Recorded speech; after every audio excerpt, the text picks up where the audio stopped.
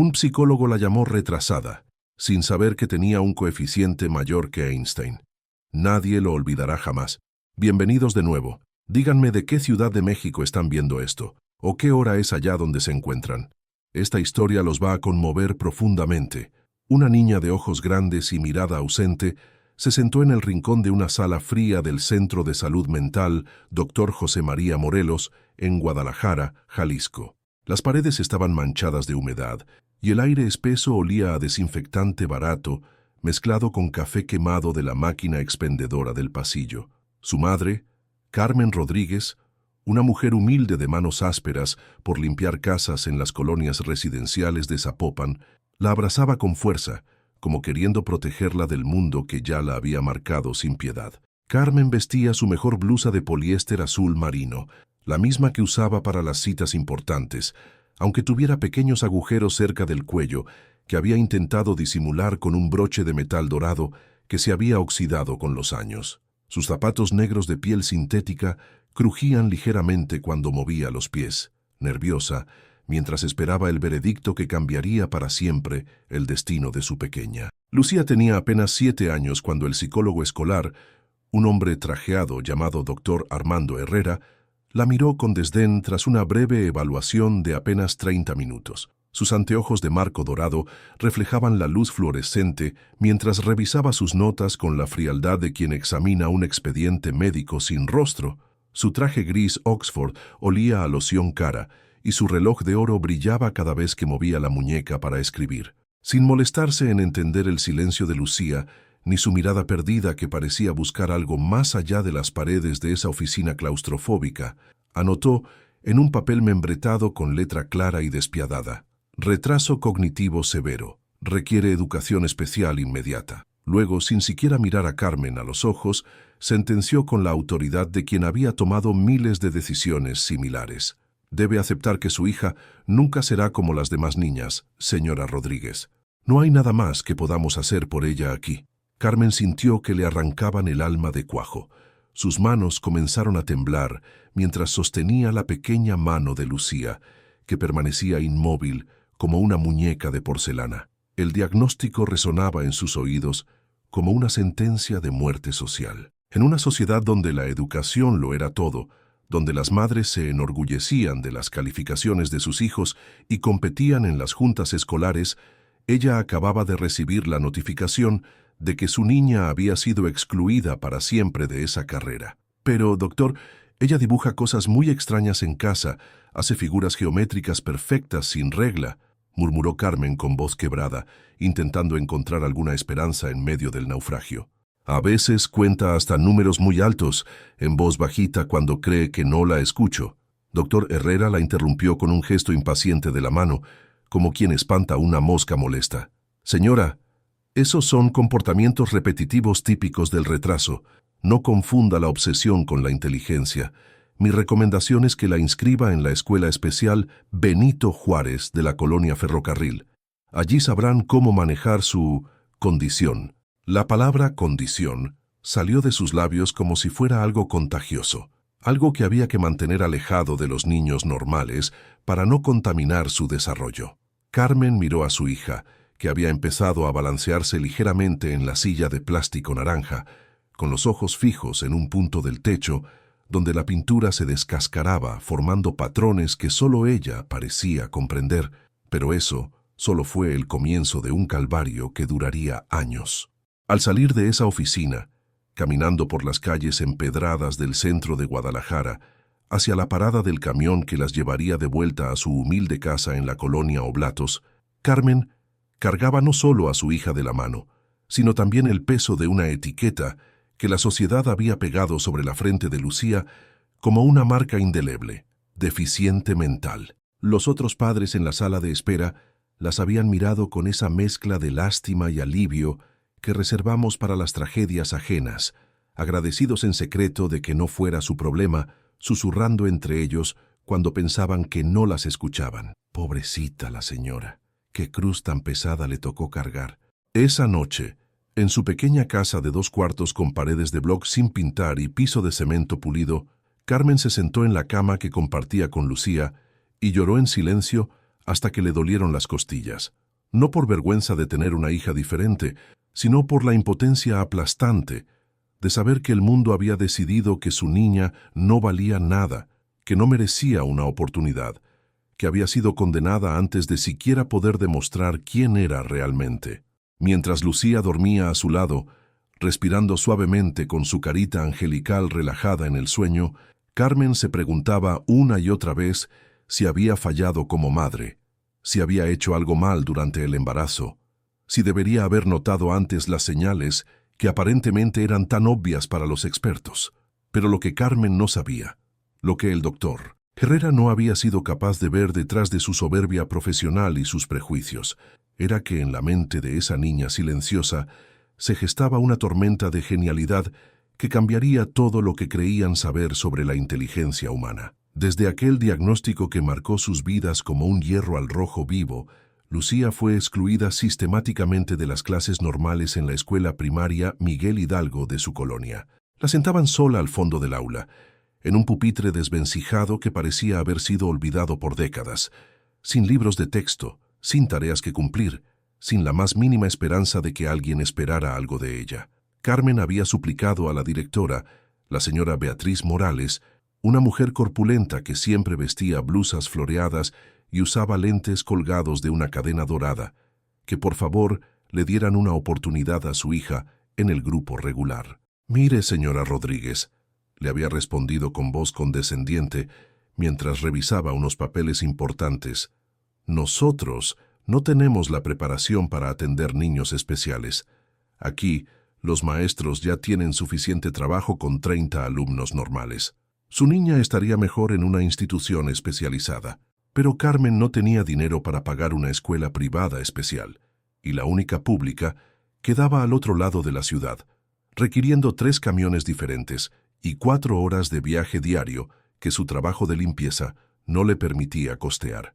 Así que Lucía permanecía ahí, como una sombra silenciosa en el rincón, observando cómo sus compañeros aprendían matemáticas, ciencias naturales e historia de México, mientras ella recibía ocasionalmente hojas de colorear con dibujos de mariposas y flores. Los otros niños habían aprendido rápidamente a tratarla como si fuera invisible, o peor aún, como un objeto de diversión cruel. Durante el recreo, cuando salían al patio de cemento agrietado, donde crecían hierbas entre las fisuras, le lanzaban papeles arrugados gritándole «¡Hey, sonsa!» o «La loquita no entiende nada». Algunos, los más creativos en su maldad infantil, le hacían preguntas complicadas a propósito para reírse cuando ella no respondía «Lucía, ¿cuánto es 1000 por 1000?» Y luego estallaban en carcajadas cuando ella simplemente los miraba con esos ojos profundos que parecían contener secretos que nadie se molestaba en descifrar. Los profesores, cansados después de años de lidiar con grupos sobrecargados y salarios miserables, simplemente la ignoraban. La maestra Rosa Elena, una señora mayor que masticaba chicle constantemente y tenía las uñas pintadas de rojo intenso, a veces ni siquiera pasaba lista cuando Lucía faltaba. «Pobrecita», murmuraba ocasionalmente cuando algún padre preguntaba por la niña del rincón. «Pero así es la vida, no todos nacemos iguales».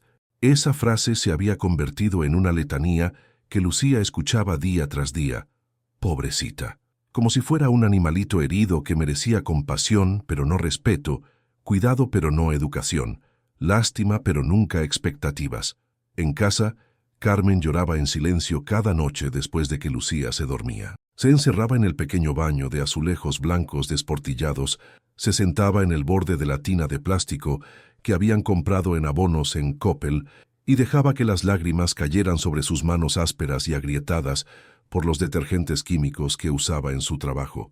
No por vergüenza de tener una hija diferente, sino por la impotencia aplastante de ver cómo el sistema educativo había decidido que su niña no valía la pena. Carmen se esforzaba cada tarde por enseñarle cosas sencillas cuando regresaba de limpiar las mansiones de Puerta de Hierro, con una paciencia infinita que solo pueden tener las madres que aman sin condiciones.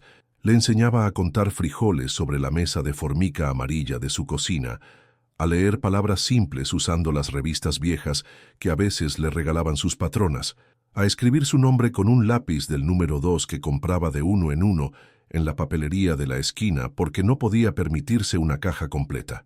«Mira, mi amor», le decía sentándose a su lado en las sillas de plástico verde que había comprado en el mercado de San Juan de Dios. «Esta es la letra L, como Lucía. ¿Ves? Se parece a una escalera que sube al cielo». Y Lucía la miraba con esos ojos enormes que parecían absorber cada palabra, cada gesto, cada muestra de amor incondicional, aunque rara vez respondiera verbalmente. Pero Lucía parecía vivir en otro mundo, un universo paralelo donde los números danzaban en su mente, formando patrones que nadie más podía ver, donde las formas geométricas se combinaban en su imaginación, creando estructuras imposibles y hermosas. En hojas de papel reciclado que Carmen traía del trabajo, Lucía dibujaba símbolos extraños que parecían ecuaciones matemáticas inventadas por un matemático loco, figuras fractales que se repetían hasta el infinito, diagramas que podrían haber sido planos arquitectónicos de ciudades futuristas. Carmen guardaba cada uno de esos dibujos en una caja de zapatos decorada con papel de regalo navideño, sin entender qué significaban, pero intuyendo con el instinto maternal que eran importantes, que representaban algo extraordinario que su hija llevaba dentro. Los vecinos, que ocasionalmente los veían cuando visitaban la casa, pensaban que eran garabatos sin sentido, prueba adicional del problema de la niña. «Ay, Carmen», le decía su comadre Esperanza, mientras tomaban café de olla en la cocina los domingos por la tarde, «deberías aceptar ya la realidad. La niña está mal de la cabeza, y mientras más pronto lo entiendas, mejor para las dos. No te hagas ilusiones raras con esos monitos que hace». Pero Carmen tenía una fe ciega en su hija, una certeza inexplicable de que detrás de ese silencio había una mente brillante, esperando el momento adecuado para revelarse. Era una fe que no podía explicar con palabras, que no tenía fundamento científico, pero que ardía en su pecho como una vela que se negaba a apagarse sin importar cuánto viento soplara en contra. Durante las noches, cuando terminaba de planchar la ropa que lavaba para ganar dinero extra, Carmen se sentaba junto a la cama donde dormía Lucía y le hablaba en voz baja sobre sus sueños para el futuro. «Algún día, mi niña hermosa, todo el mundo va a ver lo especial que eres. Algún día van a entender que no estás rota, que solo eres diferente, y yo voy a estar ahí para verlo». Lucía parecía escuchar cada palabra, aunque sus ojos permanecieran cerrados.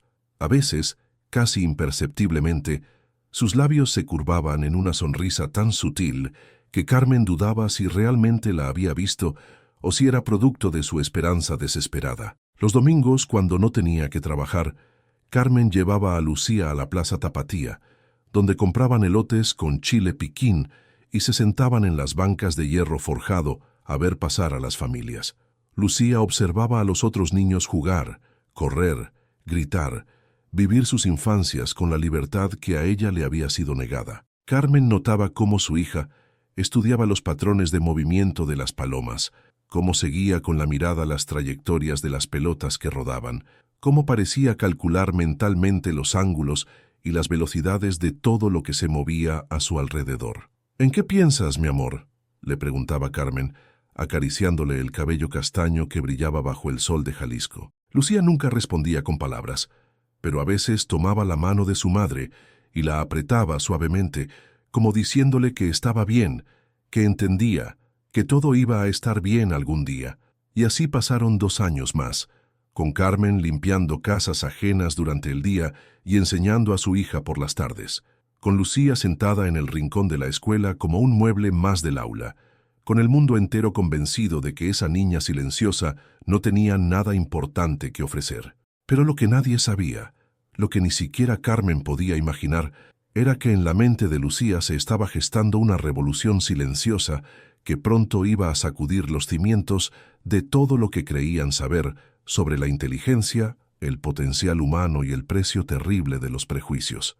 El día que cambiaría todo para siempre comenzó como cualquier otro viernes de octubre en la escuela primaria Miguel Hidalgo. El aire matutino olía a tierra húmeda por las lluvias de la noche anterior, y los charcos reflejaban el cielo gris de Guadalajara, mientras los niños corrían por el patio esquivando los baches llenos de agua lodosa. Lucía, ahora de 9 años, Caminaba de la mano de su madre hacia el salón de clases, cargando en su mochila de tela azul descolorida los mismos cuadernos que rara vez usaba. Sus zapatos escolares negros, comprados de segunda mano en el tianguis de los jueves, chapoteaban suavemente en los charcos mientras Carmen la acompañaba hasta la puerta del aula, como hacía cada mañana desde que comenzaron los problemas de acoso. Pero ese día era especial.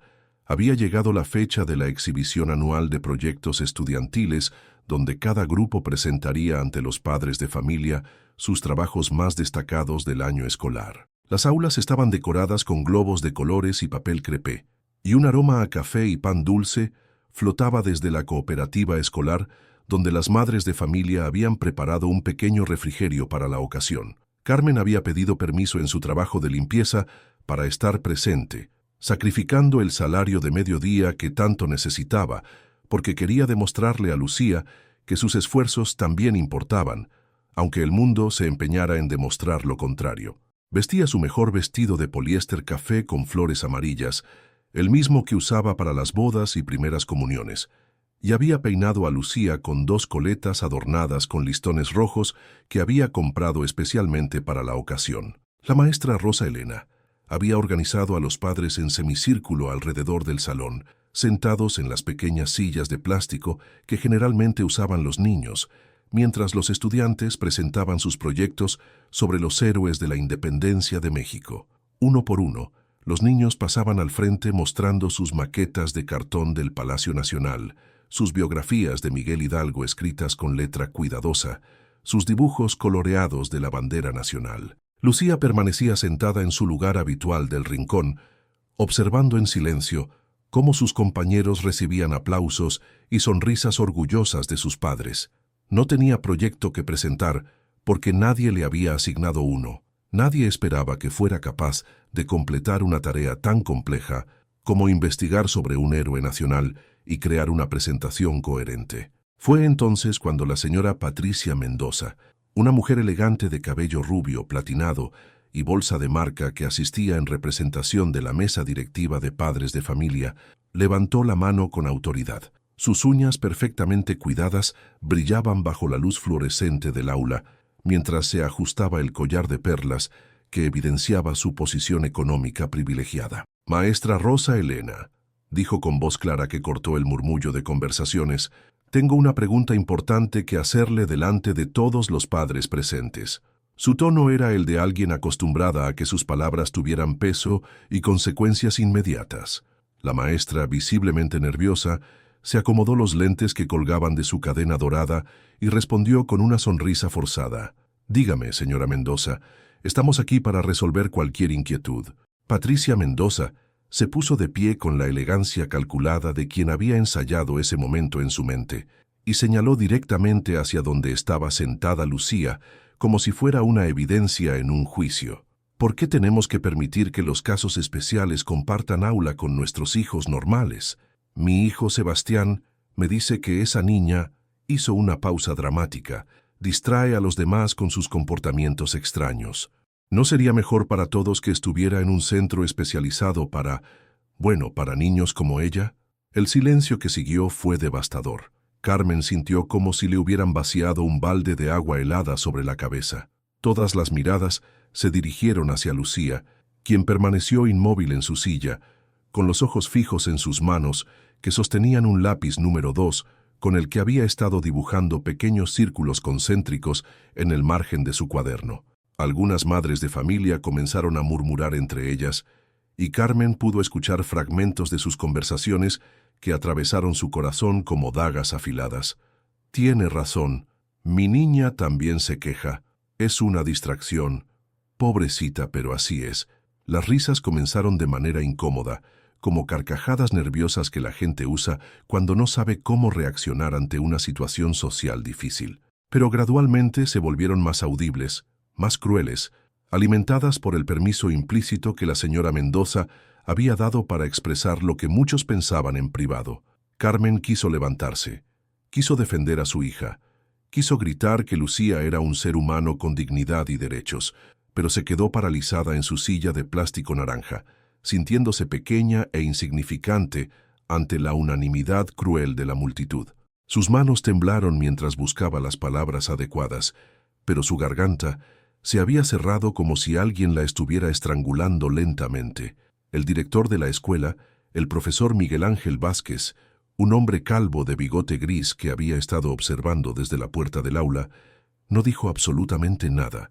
Simplemente cruzó los brazos sobre su camisa blanca y asintió ligeramente con la cabeza, como si estuviera considerando seriamente la propuesta de la señora Mendoza. La maestra Rosa Elena, quien había trabajado con Lucía durante 2 años y conocía su naturaleza gentil y observadora, tampoco levantó la voz en su defensa.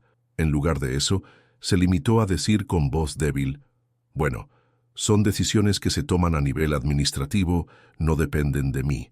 Pero lo más devastador de todo fue cuando el doctor Armando Herrera, quien había sido invitado como experto en psicología educativa para dar una charla sobre el desarrollo infantil, se puso de pie desde la última fila donde había estado tomando notas en una libreta de cuero café. «La señora Mendoza plantea una observación muy válida», dijo ajustándose sus anteojos de marco dorado mientras caminaba hacia el frente del aula con la autoridad de quien posee títulos universitarios colgados en las paredes de su oficina. «Los niños con retraso cognitivo severo, como es el caso que nos ocupa, efectivamente pueden interferir con el proceso de aprendizaje de los estudiantes regulares. No es crueldad, es pedagogía científica». Carmen sintió que el mundo se desplomaba a su alrededor.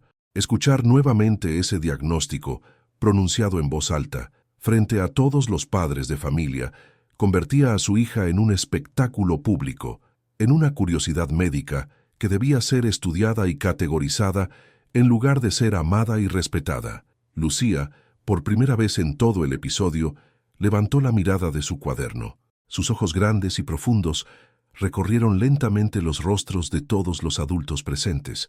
La señora Mendoza con su sonrisa satisfecha, el director con su expresión de fastidio administrativo, la maestra con su mirada evasiva, el doctor Herrera con su aire de superioridad intelectual, y finalmente se detuvieron en el rostro de su madre, donde vio lágrimas silenciosas corriendo por sus mejillas.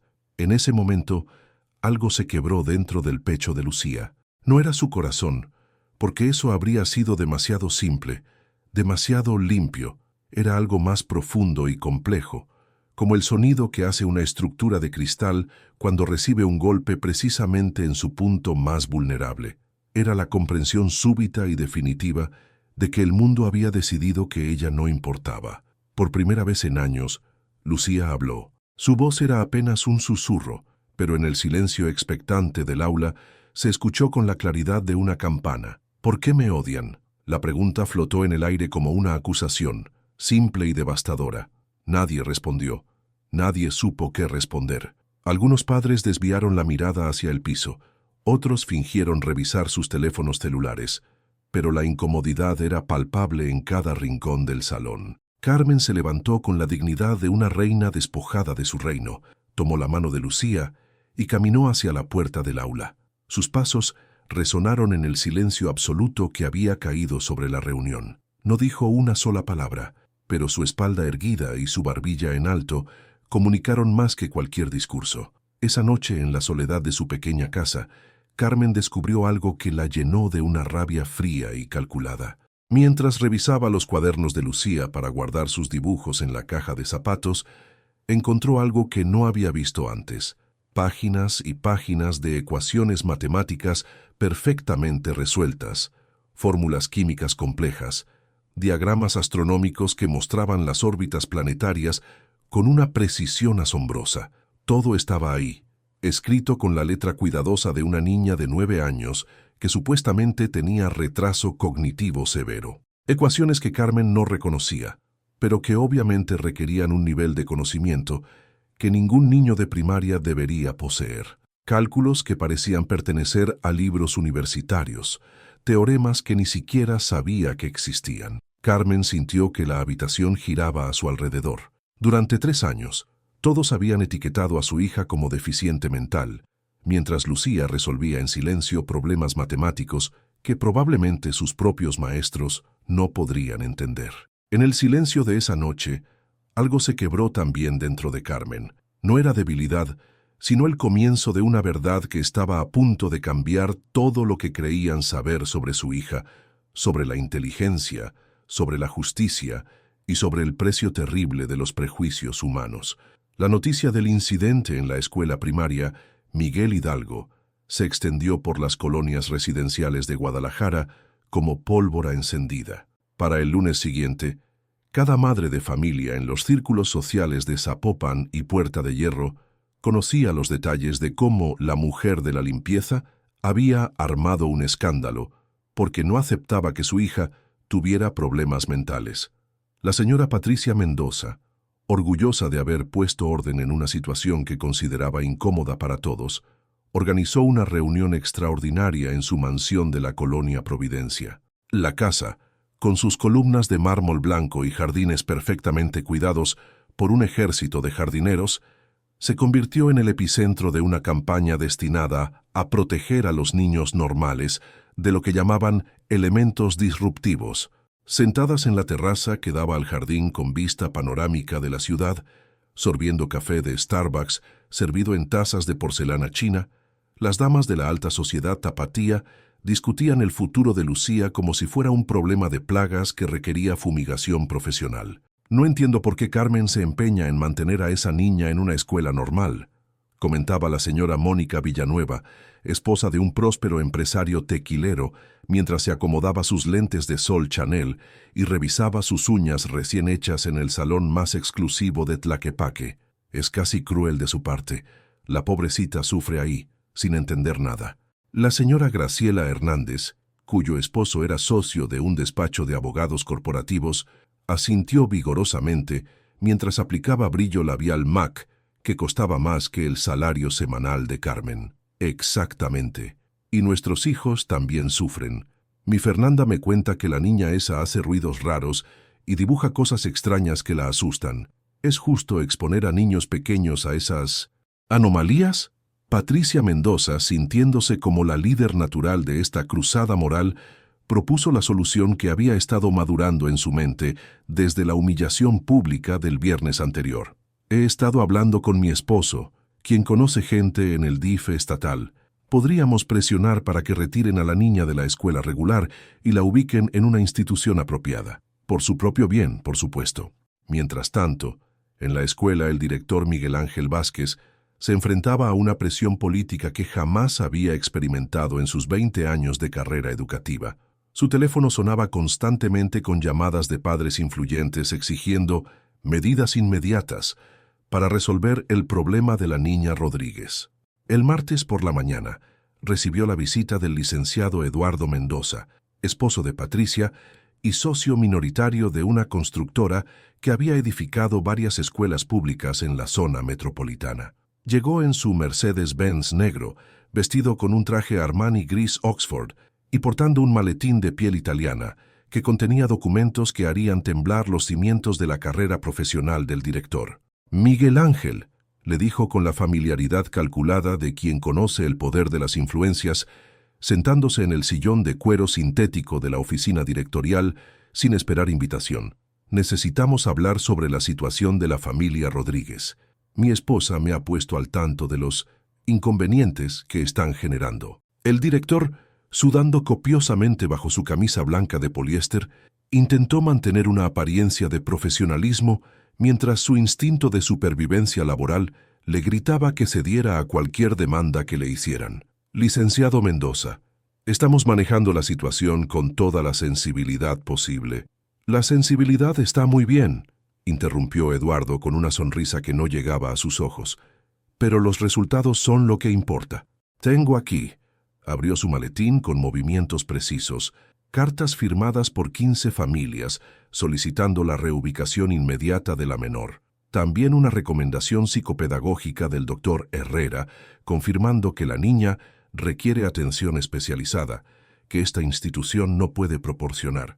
Lo que Eduardo Mendoza no mencionó era que esas cartas habían sido redactadas por su secretaria particular, que las familias habían sido invitadas a firmarlas durante cenas sociales, donde el licenciado había explicado cómo la presencia de elementos inadaptados podría afectar la reputación académica de la escuela y, por extensión, el valor de las propiedades en la zona. El director leyó los documentos con manos temblorosas, sabiendo que resistirse significaría enfrentarse a un poder económico y político que podía terminar no solo con su carrera, sino con su capacidad de encontrar trabajo en cualquier institución educativa del estado de Jalisco.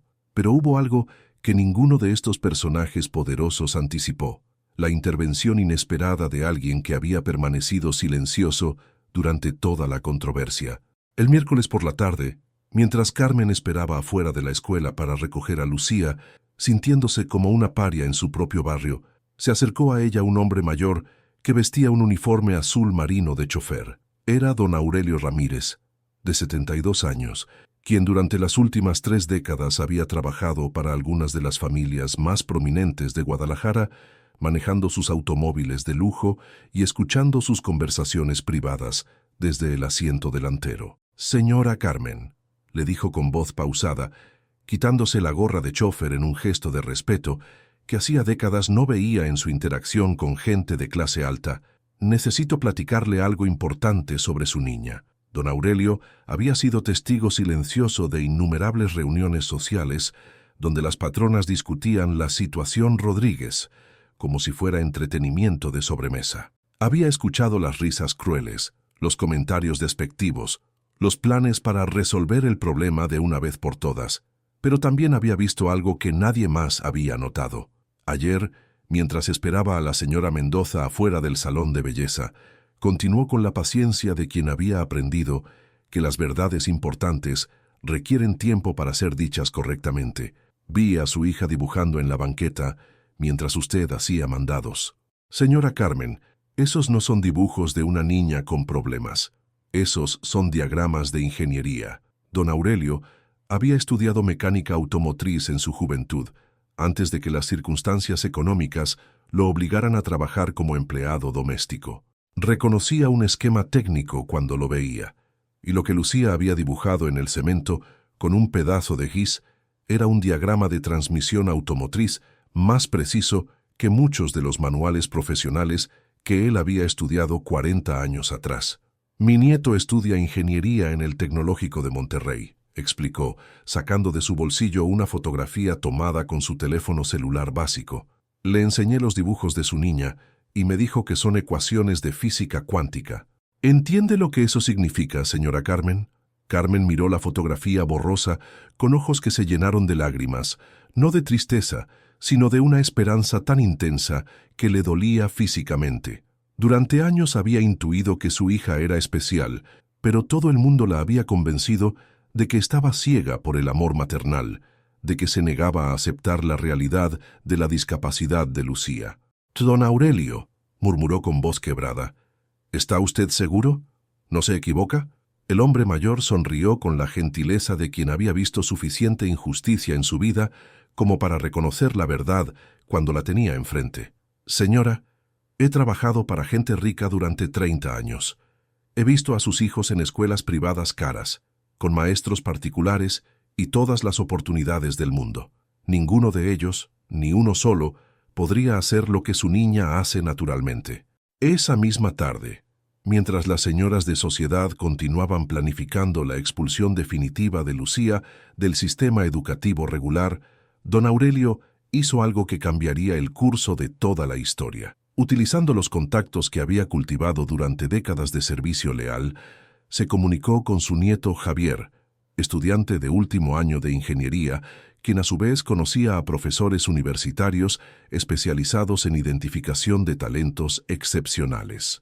Para el viernes de esa semana, cuando Patricia Mendoza creía tener asegurada su victoria sobre la familia problemática, recibió una llamada telefónica que la dejó completamente descolocada. «Señora Mendoza», le dijo una voz profesional que se identificó como el doctor Ricardo Sánchez, director del Centro de Identificación de Superdotados de la Universidad de Guadalajara, «tenemos entendido que en la escuela donde usted tiene influencia hay una menor que muestra signos de capacidades intelectuales extraordinarias. Necesitamos evaluarla inmediatamente». Patricia sintió que el piso se movía bajo sus pies de pedicura perfecta. «Doctor, Creo que hay una confusión. La niña de la que debe estar hablando tiene retraso mental diagnosticado. El doctor Herrera puede confirmárselo. Señora Mendoza, interrumpió el doctor Sánchez con una firmeza que no admitía discusión. Hemos revisado algunos trabajos de la menor y puedo asegurarle que no hay confusión alguna. Esta evaluación se realizará bajo el auspicio de la Secretaría de Educación Estatal.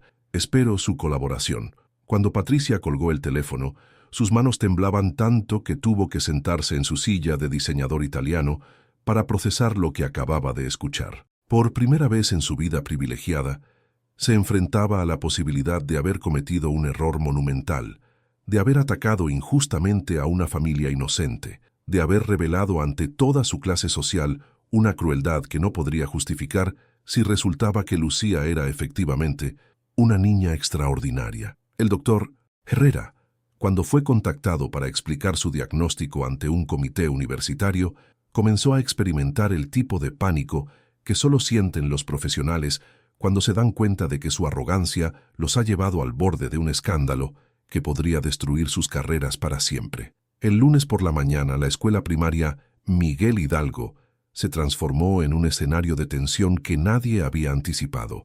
3 automóviles llegaron casi simultáneamente al estacionamiento de grava: el Mercedes-Benz negro del licenciado Eduardo Mendoza, el modesto Tsuru blanco del doctor Ricardo Sánchez de la Universidad de Guadalajara, y el autobús urbano de la Ruta 45 del cual descendieron Carmen y Lucía, cargando la mochila de tela azul que contenía los cuadernos que estaban a punto de cambiar todo. El aire matutino de octubre olía a copal quemado de la iglesia cercana y a café de olla de los puestos callejeros, pero dentro de los muros escolares se respiraba una tensión tan espesa que podría cortarse con cuchillo. El director Miguel Ángel Vázquez había pasado el fin de semana sin dormir, revisando una y otra vez los expedientes escolares.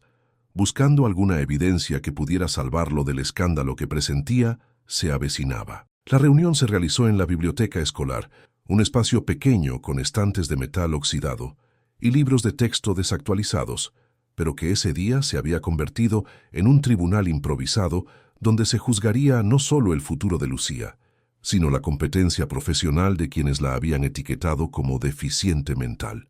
Carmen entró a la biblioteca, sosteniendo firmemente la mano de su hija, vestida con el mismo vestido café con flores amarillas que había usado en la humillación pública, pero esta vez su espalda estaba más erguida, sus ojos más brillantes, alimentada por la esperanza que don Aurelio había encendido en su corazón maternal. Lucía caminaba a su lado en silencio, cargando un cuaderno adicional que había llenado durante el fin de semana con diagramas cada vez más complejos.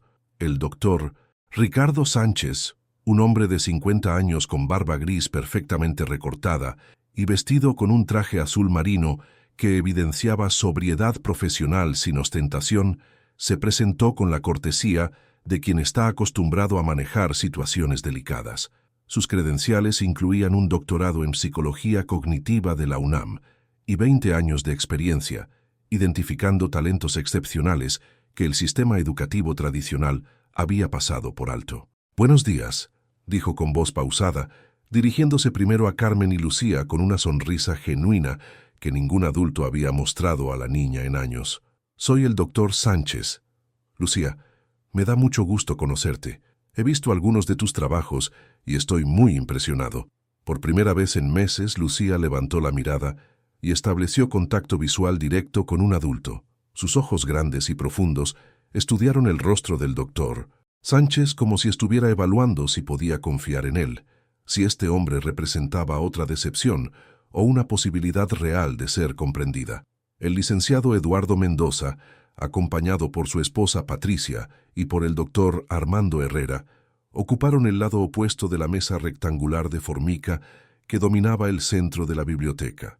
Sus rostros mostraban una mezcla de irritación y nerviosismo, como personas acostumbradas a controlar situaciones que súbitamente descubren que las circunstancias han escapado de su influencia. «Doctor Sánchez», comenzó Eduardo Mendoza con el tono autoritario que usaba en sus negociaciones empresariales, «creo que hay una confusión considerable aquí.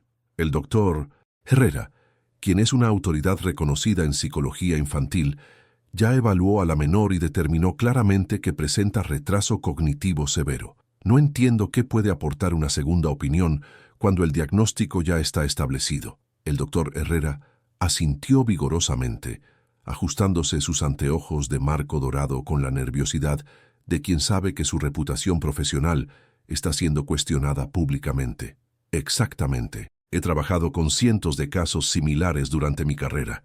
Mi diagnóstico se basa en protocolos científicos establecidos y observación clínica sistemática. Fue entonces cuando el doctor Sánchez hizo algo que nadie esperaba. En lugar de responder a los hombres que intentaban intimidarlo con su autoridad, se dirigió directamente a Lucía con la naturalidad de quien habla con una colega intelectual. «Lucía», le dijo con voz gentil pero respetuosa, «¿podrías mostrarme ese cuaderno que tienes ahí? Me han dicho que haces dibujos muy interesantes». Lucía miró a su madre, quien asintió con lágrimas de esperanza brillando en sus ojos. Lentamente, la niña abrió su cuaderno rayado y lo deslizó por la mesa hacia el doctor Sánchez. Las páginas estaban llenas de ecuaciones matemáticas, diagramas de física teórica, representaciones gráficas de conceptos astronómicos y fórmulas químicas que parecían haber brotado de la mente de un científico maduro. El silencio que siguió fue absolutamente devastador. El doctor Sánchez pasó las páginas una por una, su expresión cambiando gradualmente de interés profesional a asombro genuino. Sus ojos se movían rápidamente entre las ecuaciones, reconociendo teoremas avanzados de cálculo diferencial, principios de mecánica cuántica y formulaciones matemáticas que normalmente solo se enseñaban en cursos universitarios de posgrado. «Dios mío», murmuró finalmente, su voz apenas audible en el silencio tenso de la biblioteca. «Lucía, ¿podrías explicarme esta ecuación de aquí?», señaló una fórmula particularmente compleja que ocupaba media página del cuaderno. Por primera vez en años, Lucía habló con claridad y seguridad, su voz suave pero firme. «Es la relación entre masa y energía, pero aplicada a partículas subatómicas en movimiento. Einstein la hizo famosa, pero incompleta. Aquí», señaló con su dedo pequeño una parte específica de la ecuación. «Agregué las variables para cuando las partículas viajan a velocidades cercanas a la luz en campos gravitacionales irregulares». El doctor Herrera palideció visiblemente. Patricia Mendoza se quedó con la boca abierta. Eduardo Mendoza sintió que su mundo de certezas se desmoronaba como un castillo de naipes bajo una ventisca. El doctor Sánchez cerró los ojos por un momento, procesando lo que acababa de escuchar. Cuando los abrió, su mirada se dirigió directamente al doctor Herrera con una intensidad que cortó el aire como una espada afilada. «Doctor Herrera», dijo con una voz que había perdido toda cordialidad profesional, «¿podría explicarme exactamente qué protocolo científico utilizó para diagnosticar retraso cognitivo severo en una niña que acaba de corregir la teoría de la relatividad de Einstein?» El doctor Herrera comenzó a balbucear, buscando palabras que no llegaban, intentando mantener su autoridad profesional mientras la evidencia aplastante de su incompetencia se desplegaba ante todos los presentes. Ella no habló durante la evaluación, mostró comportamientos atípicos, según mis años de experiencia. «Sus años de experiencia», interrumpió el doctor Sánchez, levantándose de su silla con una dignidad que llenó todo el espacio de la biblioteca. «Sus años de experiencia le dijeron que una niña que resuelve ecuaciones de física cuántica tiene retraso mental. Su protocolo científico incluye ignorar evidencia de genialidad porque no encaja en sus expectativas preconcebidas». Carmen sintió que algo se liberaba en su pecho, como si hubiera estado conteniendo la respiración durante 3 años y finalmente pudiera exhalar. Las lágrimas corrían por sus mejillas, pero por primera vez eran lágrimas de vindicación, de justicia, de la satisfacción profunda de saber que su instinto maternal había estado correcto todo el tiempo. Lucía se puso de pie lentamente y caminó hacia donde estaba sentado el doctor Herrera. Sus pasos pequeños resonaron en el silencio absoluto de la biblioteca como el sonido de la justicia acercándose inexorablemente. Cuando llegó frente a él, lo miró directamente a los ojos con una madurez que no correspondía a sus 9 años. «Doctor Herrera», dijo con voz clara y pausada, cada palabra cargada del peso de años de silencio forzado, Usted me llamó retrasada sin conocerme, me condenó sin escucharme, me etiquetó sin verme realmente. Hizo una pausa, permitiendo que sus palabras penetraran en la conciencia de todos los presentes. Pero nunca me preguntó por qué no hablaba. Nunca se interesó en entender mi silencio. Nunca vio que mi quietud no era ausencia, sino presencia, que mi diferencia no era defecto, sino don. El doctor Herrera se hundió en su silla, como si el peso de la verdad lo estuviera aplastando físicamente. Sus manos temblaron cuando intentó quitarse los anteojos para limpiarlos, un gesto nervioso que revelaba la magnitud de su descompostura profesional y personal. Patricia Mendoza, quien había orquestado la campaña para expulsar a Lucía de la escuela, sintió que las paredes de su mundo privilegiado se desplomaban a su alrededor. Todo su sistema de valores, basado en apariencias y prejuicios de clase, había sido demolido por las palabras de una niña de 9 años que ella había intentado destruir. Lucía regresó junto a su madre y por primera vez en años sonrió. No era una sonrisa de triunfo o venganza, sino de liberación, de una paz profunda que viene cuando finalmente puedes ser quien realmente eres sin pedir disculpas por tu existencia. «Mamá», le dijo a Carmen en voz baja, pero lo suficientemente alta para que todos la escucharan, «ya no tengo que esconderme más». En ese momento, en esa biblioteca escolar con sus libros desactualizados y su mobiliario modesto, se escribió una página de justicia que reverberaría mucho más allá de los muros de la escuela primaria Miguel Hidalgo, llegando hasta los corazones de todos aquellos que alguna vez habían sido juzgados por su apariencia, su origen o su diferencia. Las horas que siguieron al enfrentamiento en la biblioteca de la escuela primaria Miguel Hidalgo se sintieron como años comprimidos en el tiempo. La revelación de la extraordinaria inteligencia de Lucía había creado ondas de choque que se extendían mucho más allá de los muros escolares, llegando hasta las oficinas de la Secretaría de Educación de Jalisco y los círculos académicos más prestigiosos de México. El doctor Ricardo Sánchez había documentado meticulosamente cada ecuación del cuaderno de Lucía, fotografiando las páginas con una cámara profesional, mientras explicaba a los presentes la magnitud de lo que estaban presenciando. «Esta niña», había dicho con una reverencia que rara vez se escucha en la voz de un académico experimentado, «no solo comprende conceptos que se enseñan en doctorados de física teórica, sino que está proponiendo soluciones originales a problemas que han desafiado a científicos durante décadas». Para el martes por la mañana, cuando las noticias del caso Lucía Rodríguez comenzaron a filtrarse en los medios de comunicación locales, las reacciones de quienes habían participado en su humillación sistemática revelaron la verdadera naturaleza de sus caracteres. El doctor Armando Herrera fue el primero en intentar salvar su reputación profesional. En una serie de llamadas telefónicas desesperadas a colegas y supervisores, trataba de justificar su diagnóstico erróneo con explicaciones cada vez más rebuscadas y contradictorias. «Verás», le decía al doctor Sebastián Morales, director del Colegio de Psicólogos de Jalisco, mientras paseaba nerviosamente por su oficina privada en la colonia americana, «los casos de genialidad extrema a veces se manifiestan inicialmente como trastornos del desarrollo. Es un fenómeno conocido en la literatura especializada. Mi diagnóstico no estuvo técnicamente incorrecto, simplemente incompleto, pero sus excusas sonaban huecas incluso para él mismo. La comunidad psicológica tapatía había comenzado a murmurar sobre la competencia profesional de alguien que había etiquetado como retrasada mental a una niña que resolvía ecuaciones de relatividad general. Sus colegas más cercanos empezaron a distanciarse, cancelando invitaciones a conferencias y evitando ser vistos en su compañía durante eventos académicos.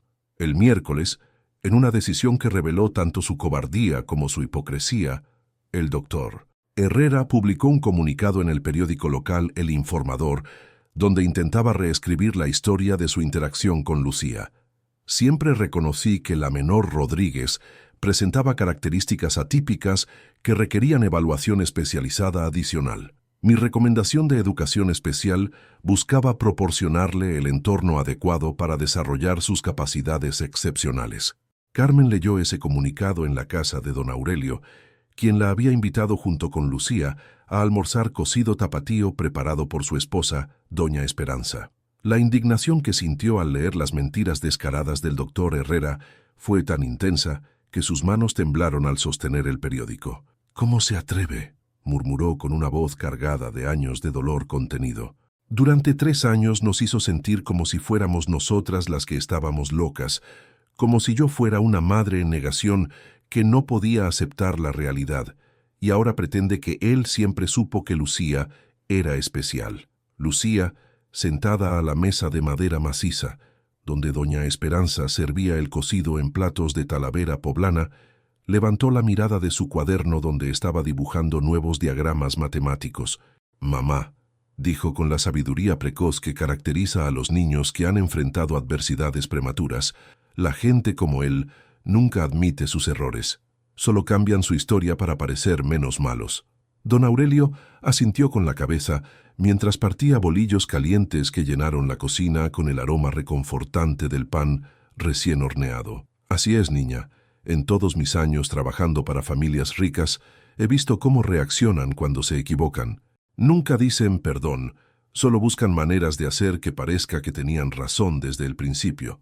La reacción de la familia Mendoza fue aún más reveladora de su naturaleza fundamentalmente egoísta.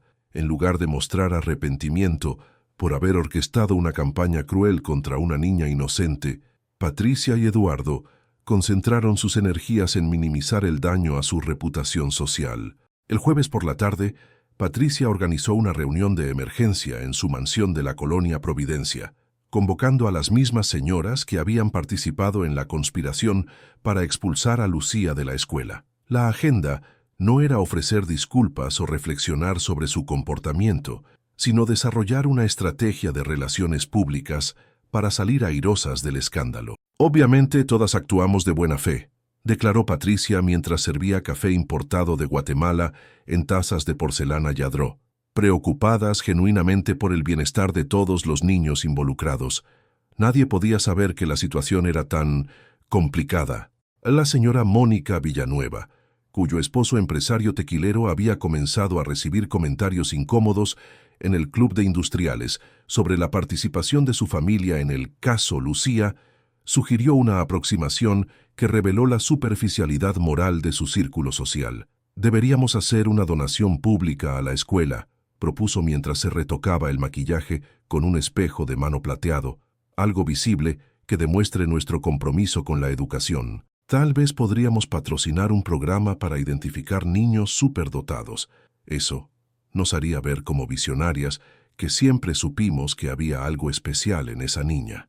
Eduardo Mendoza, por su parte, utilizó sus conexiones legales para intentar prevenir cualquier demanda civil que la familia Rodríguez pudiera presentar por discriminación y daño psicológico. Contrató al despacho de abogados más prestigioso de Guadalajara para que revisara cada documento, cada comunicación, cada acción que había tomado, buscando manera de protegerse legalmente de las consecuencias de su crueldad sistemática. Pero hubo reacciones que sorprendieron tanto a Carmen como a Lucía por su autenticidad y decencia humana. La maestra Rosa Elena, quien había permanecido silenciosa durante años, mientras presenciaba el maltrato hacia Lucía, experimentó lo que solo puede describirse como una crisis de conciencia profesional y personal. El viernes por la mañana, se presentó en la casa de Carmen sin previo aviso, llevando una bolsa de plástico llena de trabajos que Lucía había realizado a lo largo de los años. «Señora Carmen», le dijo con lágrimas corriendo por sus mejillas sin maquillaje, vestida con una blusa sencilla de algodón en lugar de sus habituales outfits más elaborados, «vengo a pedirle perdón, no solo a usted, sino especialmente a Lucía».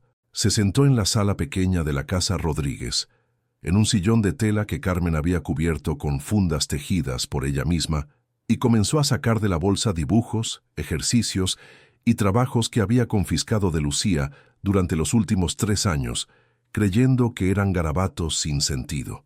«Yo los guardé porque... no sé por qué los guardé», confesó con voz quebrada. «Algo me decía que eran importantes, pero nunca me tomé el tiempo de realmente mirarlos. Ahora que sé lo que significan, me doy cuenta de que soy cómplice de una injusticia terrible. Lucía se acercó a la maestra y con una compasión que revelaba la grandeza de su corazón, además de su intelecto extraordinario, le puso una mano pequeña en el hombro. «Maestra Rosa», le dijo con suavidad, «usted no es mala persona, solo estaba asustada. Los adultos a veces tienen miedo de admitir que no entienden algo». La maestra Rosa Elena lloró entonces con la intensidad de alguien que se libera de años de culpa acumulada. «Lucía, perdóname por no defenderte, por no verte realmente, por no ser la maestra que merecías», pero la reacción más significativa vino de una fuente completamente inesperada: los propios estudiantes de la escuela primaria Miguel Hidalgo. Cuando las noticias sobre la genialidad de Lucía se extendieron por los pasillos escolares, muchos de los niños que habían participado en su acoso experimentaron una transformación notable en su percepción de la diferencia y la normalidad. Sebastián Mendoza, el hijo de Patricia, quien había sido uno de los más crueles en sus burlas hacia Lucía, se acercó a ella durante el recreo del viernes. «Lucía», le dijo con la sinceridad directa que solo poseen los niños cuando no están influenciados por los prejuicios adultos, «mi mamá dice que eres más inteligente que cualquier persona que conocemos. ¿Es cierto que entiendes cosas que ni los maestros saben?». Lucía lo miró con esos ojos profundos que habían visto demasiado dolor para su edad, pero que también habían desarrollado una sabiduría extraordinaria. «Sebastián», le respondió con paciencia, «todos somos inteligentes de maneras diferentes. Yo entiendo números y ciencias, pero tú entiendes deportes y haces reír a la gente. Ninguna inteligencia es mejor que otra». Esa conversación, presenciada por otros estudiantes, se convirtió en el catalizador de un cambio cultural profundo en la escuela. Los niños comenzaron a ver a Lucía no como una rareza que debía ser temida o burlada, sino como una compañera extraordinaria que tenía mucho que enseñarles sobre la importancia de respetar las diferencias. Para el final de esa semana transformadora, Carmen se sentó en su pequeña cocina con una taza de café de olla y miró a su hija, quien estaba trabajando en nuevas ecuaciones bajo la luz cálida de la lámpara fluorescente. Por primera vez en años, sintió una paz profunda que no dependía de la validación externa o la aceptación social, sino del conocimiento absoluto de que había tenido razón al creer en su hija cuando todo el mundo la contradecía. Lucía levantó la mirada de sus cuadernos y sonrió a su madre con una expresión que combinaba gratitud infinita, amor incondicional y la promesa silenciosa de que juntas podrían enfrentar cualquier desafío que el futuro les deparara. 3 meses después del enfrentamiento que cambió todo, Lucía Rodríguez caminaba por los pasillos del Centro de Investigación y Estudios Avanzados, CIMBESTAF, de la Universidad de Guadalajara, con una confianza serena que irradiaba desde su interior como luz dorada. Ya no era la niña silenciosa y encogida que se sentaba en el rincón del aula. Sus pasos eran seguros, su espalda estaba erguida, y por primera vez en años sonreía espontáneamente. El programa especial que habían diseñado para ella era único en México, una combinación de educación acelerada, mentoría individual con profesores universitarios y la libertad de explorar las áreas de conocimiento que naturalmente la atraían. Lucía asistía a clases regulares de primaria por las mañanas, pero las tardes las pasaba en laboratorios de física, sesiones de matemáticas avanzadas y talleres de investigación científica con estudiantes de maestría y doctorado. Carmen había insistido en que mantuviera el contacto con niños de su edad, entendiendo con sabiduría maternal que el genio intelectual no debía desarrollarse a costa del crecimiento emocional y social.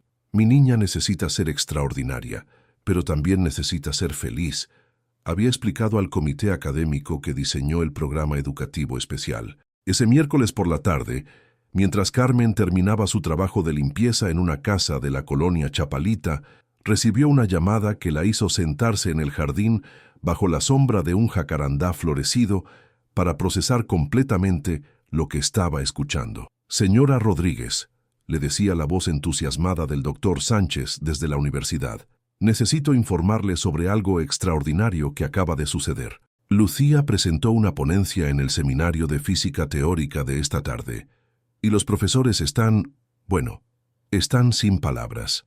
La ponencia había sido sobre aplicaciones prácticas de la mecánica cuántica en el desarrollo de nuevas tecnologías de comunicación. Lucía, vestida con una blusa blanca sencilla y una falda azul marino que Carmen había planchado cuidadosamente esa mañana, había explicado durante 45 minutos cómo los principios del entrelazamiento cuántico podrían revolucionar las telecomunicaciones mundiales. No solo demostró comprensión total de conceptos que estudiamos en posgrado, continuó el doctor Sánchez con una admiración que no intentaba ocultar, sino que propuso soluciones originales a problemas que la comunidad científica internacional lleva años intentando resolver. Señora Carmen, su hija no es solo inteligente, es un prodigio genuino, posiblemente una de las mentes más brillantes de su generación. Carmen cerró los ojos, sintiendo que el sol tapatío le calentaba el rostro, mientras las palabras del doctor Sánchez la envolvían como un abrazo. Durante años había sostenido la fe en su hija contra la opinión de expertos, maestros, doctores y toda una sociedad que había decidido que Lucía no valía nada. Ahora, esa misma sociedad comenzaba a comprender la magnitud de lo que había estado a punto de destruir. Esa misma tarde, Lucía experimentó algo que nunca había tenido, una amistad genuina con alguien de su edad. Sofía Jiménez, una niña de 10 años cuya familia había sido transferida a Guadalajara por el trabajo de su padre ingeniero, se había inscrito en la escuela primaria Miguel Hidalgo justo cuando las noticias sobre Lucía estaban transformando la cultura escolar. Sofía, quien había crecido en una familia que valoraba la curiosidad intelectual y la originalidad por encima de la conformidad social, se sintió inmediatamente atraída hacia Lucía, no por su fama reciente como la niña genio, sino por la gentileza que irradiaba y la profundidad que percibía en sus conversaciones. ¿Qué es cierto que entiendes cosas que ni los maestros saben?, le preguntó Sofía durante el recreo, sentadas bajo la sombra del único árbol frondoso del patio escolar, compartiendo un agua fresca de horchata que habían comprado en la cooperativa. Lucía sonrió con una humildad que había aprendido de su madre, quien siempre le había enseñado que la inteligencia era un regalo que debía usarse para ayudar a otros, no para sentirse superior. Entiendo algunas cosas de matemáticas y ciencias, respondió, mientras observaba a otros niños jugar fútbol en la cancha de cemento agrietado, pero hay muchas cosas que no sé. No sé cómo hacer que la gente me quiera, o cómo contar chistes graciosos como tú. Esa conversación marcó el inicio de una amistad que se convirtió en uno de los regalos más preciosos de la nueva vida de Lucía. Sofía la invitó a su casa los sábados, donde jugaban videojuegos, veían películas de Disney y tenían conversaciones profundas sobre la vida, los sueños y el futuro que cualquier observador habría encontrado sorprendentemente maduras para niñas de su edad. En la casa de los Jiménez, una construcción moderna en la colonia residencial Victoria, con jardín amplio y biblioteca familiar, Lucía experimentó por primera vez lo que era ser tratada como una niña normal que casualmente era muy inteligente, en lugar de ser vista como una curiosidad científica o un fenómeno que estudiar. La señora Elena Jiménez, una pedagoga que trabajaba en programas de educación especial, preparaba meriendas de quesadillas de flor de calabaza y agua de Jamaica, mientras las niñas hacían tareas juntas en el comedor familiar. Observaba con discreción cómo Lucía ayudaba a Sofía con problemas matemáticos complejos, explicando conceptos avanzados con la paciencia natural de quien genuinamente disfruta compartir conocimiento. Lucía, le dijo un sábado mientras las niñas dibujaban en el jardín bajo la tarde dorada de Guadalajara, tienes un don muy especial, pero lo más hermoso de ti no es lo inteligente que eres, sino lo bondadosa que eres con ese regalo. Por primera vez desde que podía recordar, Lucía se sintió vista completamente, no solo por su mente excepcional, sino por su corazón generoso, su espíritu gentil y su capacidad de mantener la humildad a pesar de poseer habilidades que asombraban a académicos experimentados. Los cambios en Lucía no pasaron desapercibidos para Carmen, quien había comenzado a experimentar su propia transformación personal. El reconocimiento público del talento de su hija había traído oportunidades que jamás había imaginado, invitaciones a conferencias educativas, entrevistas con medios de comunicación y la posibilidad de escribir un libro sobre su experiencia como madre de una niña superdotada. Pero más importante que las oportunidades externas, Carmen había recuperado algo que había perdido durante años de humillación sistemática: la confianza en su propio juicio y la certeza de que el amor maternal, cuando es auténtico y desinteresado, puede ser más sabio que toda la experiencia profesional del mundo. Una tarde de noviembre, mientras preparaba café de olla en su pequeña cocina y escuchaba a Lucía explicarle a Sofía los misterios de los agujeros negros, Carmen se dio cuenta de que había logrado algo extraordinario. Había criado a una niña que era simultáneamente un genio científico y un ser humano excepcional. Lucía había comenzado a desarrollar pequeños rituales de autocuidado que evidenciaban su creciente autoestima. Cada mañana, antes de ir a la escuela, se peinaba cuidadosamente frente al espejo de su pequeño tocador, eligiendo con atención la ropa que quería usar, aplicándose brillo labial transparente que Carmen le había comprado en una farmacia del centro. «Mamá», le dijo una mañana mientras se abrochaba los zapatos escolares que ahora mantenía perfectamente limpios, «¿sabes qué es lo más bonito de todo lo que ha pasado?». Carmen, quien estaba empacando el almuerzo de Lucía en una lonchera nueva decorada con planetas y estrellas, levantó la mirada con curiosidad maternal. «¿Qué es lo más bonito, mi amor? Que ya no tengo que pretender ser menos de lo que soy para que otras personas se sientan cómodas», respondió Lucía con una sabiduría que cortó el aire matutino como una revelación. «Puedo ser inteligente y también ser amable. Puedo ser diferente y también pertenecer». Esa misma semana, Lucía hizo algo que simbolizó completamente su renacimiento personal. Se inscribió voluntariamente para participar en la Feria de Ciencias de la Escuela Primaria Miguel Hidalgo, el mismo evento donde un año antes había sido excluida y humillada públicamente. Su proyecto era una demostración práctica de cómo los principios de la física cuántica podían aplicarse para crear nuevos tipos de sensores médicos.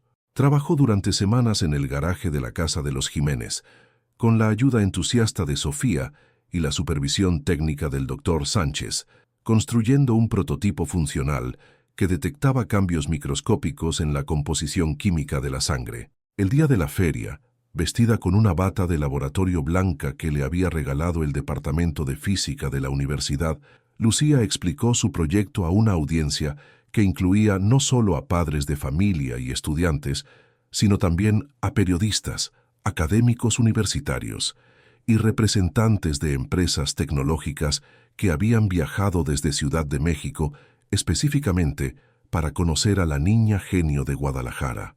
Pero lo más significativo de toda la experiencia fue el momento cuando Patricia Mendoza, acompañada por su hijo Sebastián, se acercó tímidamente al stand de Lucía.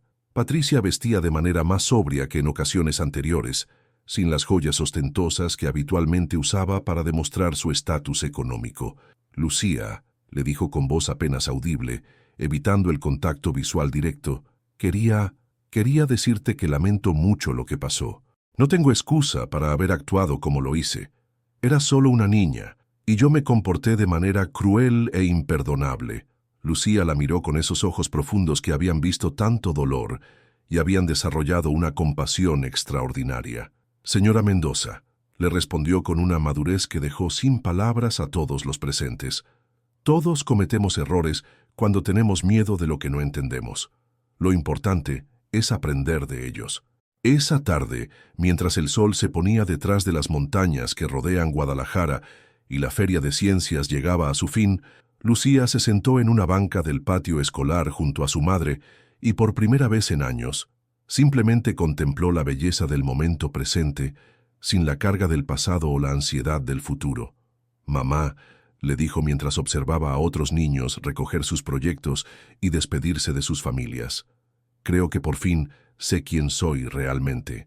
Carmen la abrazó con la ternura infinita de quien había luchado contra el mundo entero para proteger el alma extraordinaria de su hija, y en ese abrazo se selló la promesa silenciosa de que nunca más permitirían que nadie definiera su valor basándose en prejuicios o ignorancia. 2 años después de aquel enfrentamiento, que cambió el curso de su vida para siempre, Lucía Rodríguez, ahora de 11 años, se convirtió oficialmente en la estudiante más joven en ser aceptada en la Facultad de Física de la Universidad de Guadalajara. La noticia apareció en la primera plana de todos los periódicos del país, pero para Carmen y Lucía, sentadas en su pequeña sala tomando chocolate caliente mientras revisaban las cartas de felicitación que llegaban de todo México, el verdadero triunfo no estaba en los titulares sino en algo mucho más profundo y duradero. La casa donde vivían ya no era la misma construcción modesta de la colonia Oblatos.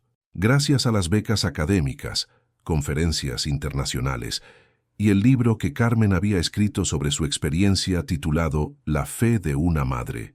Cuando el amor ve lo que los expertos no pueden ver, ahora tenían una casa más amplia en la colonia americana, con una habitación especial convertida en laboratorio personal para Lucía y una biblioteca que ocupaba toda una pared del estudio. Pero los cambios más significativos no eran materiales. Carmen había completado su bachillerato mediante un programa de educación para adultos, motivada por el ejemplo de perseverancia de su propia hija. Si Lucía puede estudiar física universitaria, había declarado con la determinación que ahora todos reconocían como su marca personal, yo puedo terminar la preparatoria que abandoné cuando era joven. Los domingos por la mañana, madre e hija mantenían una tradición que se había vuelto sagrada entre ellas, visitar la Plaza Tapatía, el mismo lugar donde años atrás Carmen llevaba a Lucía cuando el mundo entero las había rechazado. Ahora se sentaban en las mismas bancas de hierro forjado, pero como dos mujeres que habían conquistado no solo el reconocimiento externo, sino algo mucho más valioso, la paz interior que viene de saberse auténticas y completas. ¿Sabes qué es lo más extraño de todo esto?, le preguntó Lucía a su madre una de esas mañanas dominicales, mientras observaba a las palomas picotear migas de pan que había traído en una bolsa de papel. A veces siento como si toda esa época de sufrimiento le hubiera pasado a otra persona, como si fuera un sueño muy largo y triste, del que finalmente desperté. Carmen sonrió con esa mezcla de melancolía y gratitud que caracteriza a las madres que han visto a sus hijos superar obstáculos aparentemente imposibles. No fue un sueño, mi amor, fue real. Y por eso es aún más hermoso donde estamos ahora. El dolor que vivimos nos enseñó a valorar la alegría. La injusticia que enfrentamos nos mostró cuán preciosa es la verdad. La escuela primaria Miguel Hidalgo había implementado un programa piloto de identificación temprana de talentos excepcionales, inspirado directamente en el caso Lucía. La maestra Rosa Elena, quien había experimentado una transformación personal profunda después de confrontar su complicidad en años de negligencia educativa, se había especializado en psicopedagogía y ahora dirigía el programa con una pasión que sus colegas describían como misionera. Nunca más, había declarado en una entrevista para la revista Proceso, permitiremos que un niño sea etiquetado y descartado sin que hagamos todo lo posible por entender quién es realmente. El caso de Lucía nos enseñó que nuestra responsabilidad como educadores no es solo enseñar, sino descubrir la grandeza que cada niño lleva dentro. El doctor Armando Herrera había enfrentado consecuencias profesionales que fueron tanto justas como instructivas. El Colegio de Psicólogos de Jalisco había iniciado una investigación formal sobre su práctica profesional, que resultó en una suspensión temporal de su licencia y la obligación de completar cursos de actualización en evaluación psicopedagógica moderna. Más dolorosamente para él, había perdido la mayoría de sus pacientes privados cuando las familias de clase alta que constituían su clientela principal decidieron que su reputación había quedado demasiado dañada como para confiarle la evaluación de sus propios hijos. Pero quizás la transformación más notable había ocurrido en el propio doctor Herrera.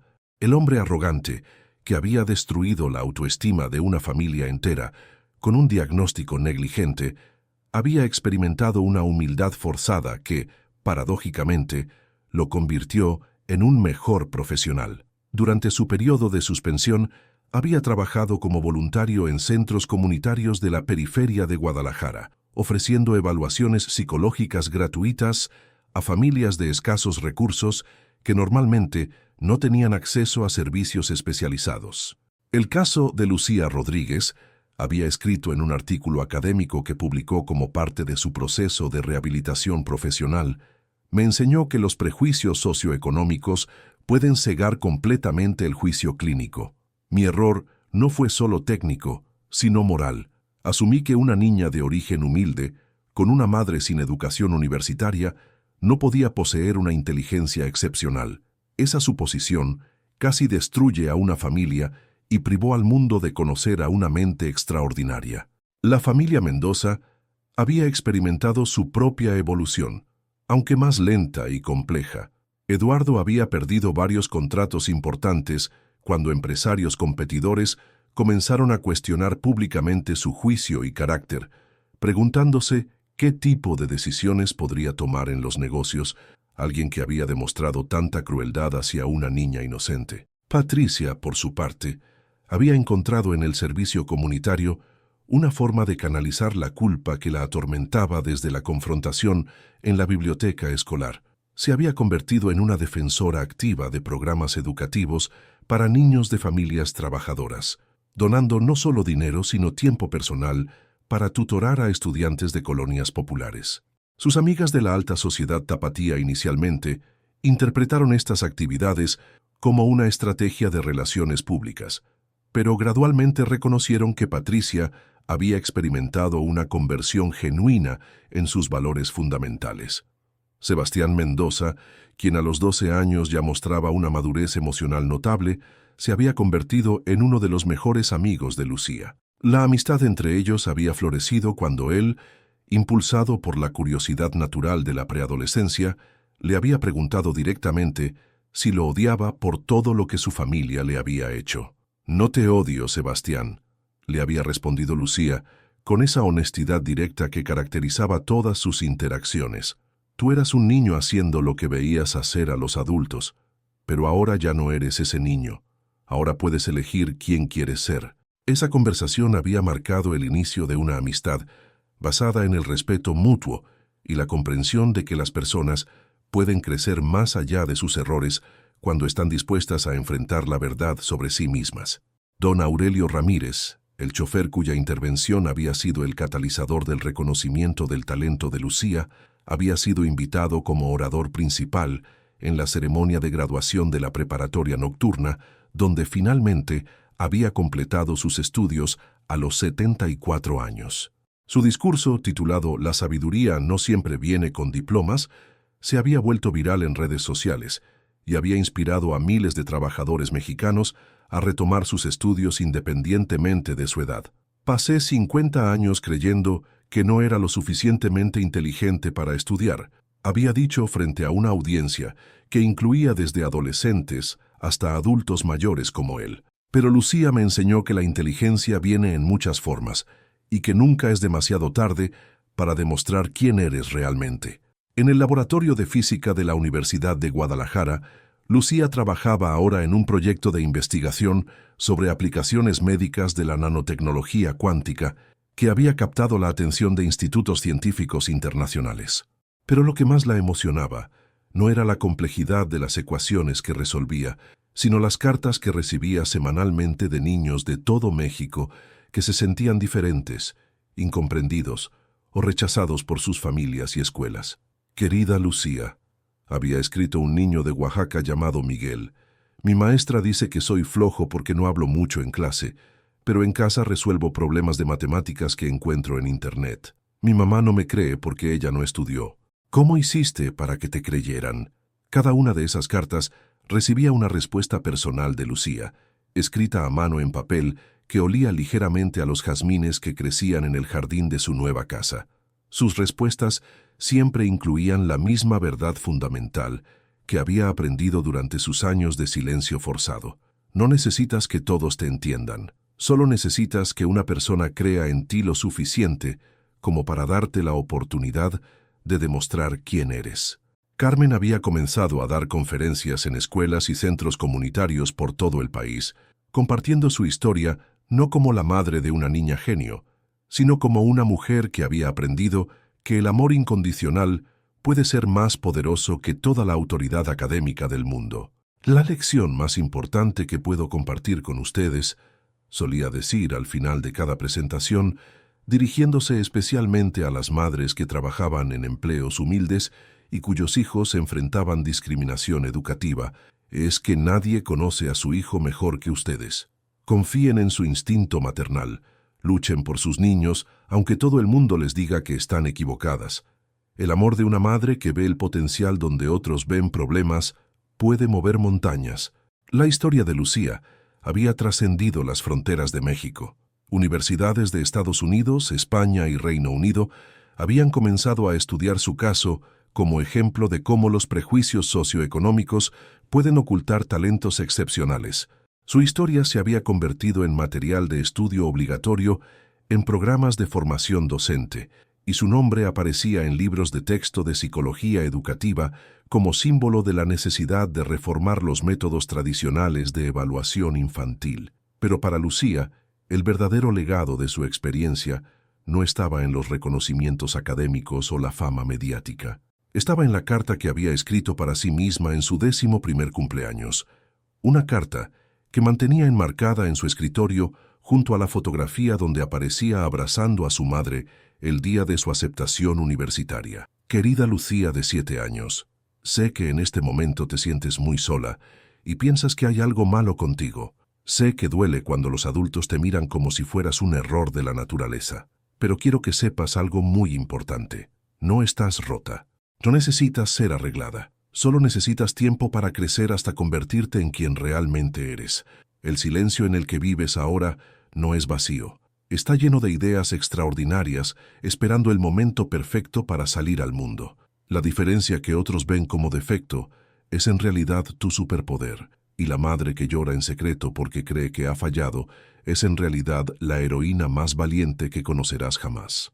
Pronto vas a descubrir que el mundo está lleno de personas como nosotras, diferentes, especiales, incomprendidas, y tu trabajo va a ser ayudar a esas personas a entender que ser diferente no es una maldición, sino un regalo. Con todo mi amor, Lucía de 11 años. En una tarde de marzo, mientras el sol se ponía detrás de los edificios coloniales del centro histórico de Guadalajara y las campanas de la catedral marcaban las 6 de la tarde, Carmen y Lucía se sentaron en el balcón de su nueva casa a compartir una taza de chocolate caliente y a planear el futuro que ahora se extendía ante ellas como un universo infinito de posibilidades. «Mamá», dijo Lucía mientras observaba las primeras estrellas aparecer en el cielo tapatío, ¿crees que todo ese sufrimiento valió la pena si al final nos convirtió en quienes somos ahora?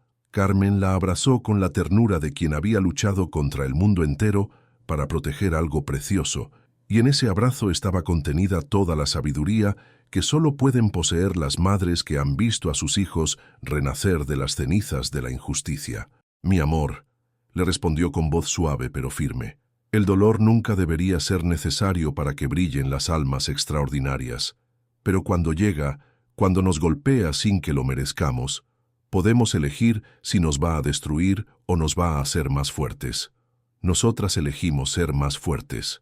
La historia de Lucía nos enseña que en un mundo que a menudo juzga por las apariencias y se deja llevar por prejuicios, siempre hay una madre, un maestro, un amigo o incluso un extraño bondadoso dispuesto a ver más allá de la superficie. Nos recuerda que la verdadera inteligencia no siempre habla en voz alta, que la diferencia no es defecto y que el amor incondicional puede ser más poderoso que toda la autoridad del mundo. ¿Has vivido alguna vez una situación donde fuiste juzgado injustamente por tu apariencia, tu trabajo o tu origen? ¿O conoces a alguien que haya pasado por algo similar? Compárteme tu experiencia en los comentarios. Si esta historia te tocó el corazón, déjame un like y suscríbete al canal para que este mensaje de esperanza pueda llegar a alguien que necesita escucharlo hoy.